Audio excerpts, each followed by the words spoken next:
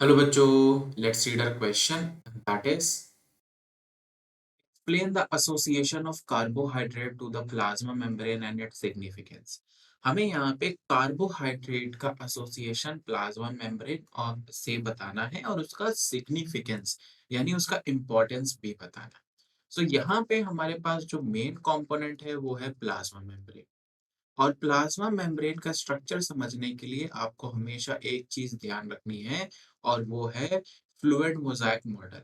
अगर आपको ये मॉडल याद है तो आपको कभी भी प्लाज्मा मेम्ब्रेन के स्ट्रक्चर से रिलेटेड कोई भी इशू नहीं होगा, क्योंकि दिस मॉडल एक्सप्लेन्स एवरीथिंग जो कि प्लाज्मा मेम्ब्रेन में हमें समझने की जरूरत है।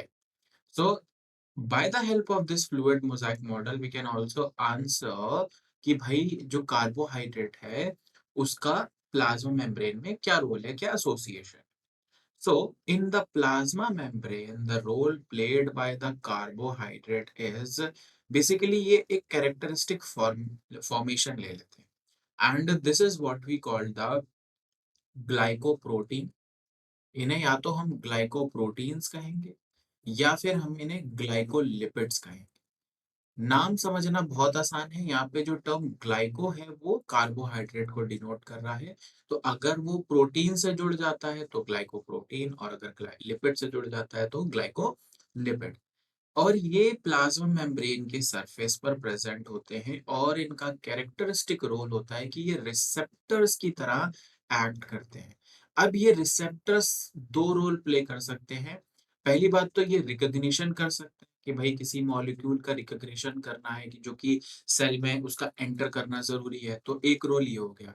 दूसरा सेल एडेशन, जो सेल होते हैं वो एक दूसरे से जो अधेयर करते हैं, एक दूसरे के कांटेक्ट में आते हैं, या फिर सेल इटसेल्फ जो बेसिकली कहीं पर अधेयर करता है या फिर कहीं पर अटैच करता है खुद को, in those we can say those places, वहां पर हमें रिसेप्टर्स का ही रोल मिलेगा जो कि ग्लाइकोप्रोटीन या ग्लाइकोलिपिड के बनेंगे। और इस प्रोसेस को जहाँ पे ये चीजें कंप्लीट होती हैं, बेसिकली हम यहाँ पे कहते हैं कि कार्बोहाइड्रेट या फिर दिस ग्लाइकोप्रोटीन एंड ग्लाइकोलिपिड का जो फॉर्मेशन है उसे हम ग्लाइकोजाइलेशन कहते हैं। Always remember, the glycosylation will allows the formation of these two, which eventually form the receptors, जो कि recognition और cell adhesion के लिए अपना रोल प्ले करते हैं। और इसीलिए कार्बोहाइड्रेट का एसोसिएशन बहुत इंपॉर्टेंट होता है, बिकॉज विदाउट रिसेप्टर्स बहुत सारे ऐसे फंक्शंस हैं जो सेल्स फिर नहीं कर पाएंगे, क्योंकि वो रिकॉग्नाइज ही नहीं कर पाएंगे, वो अधेयर भी नहीं कर पाएंगे।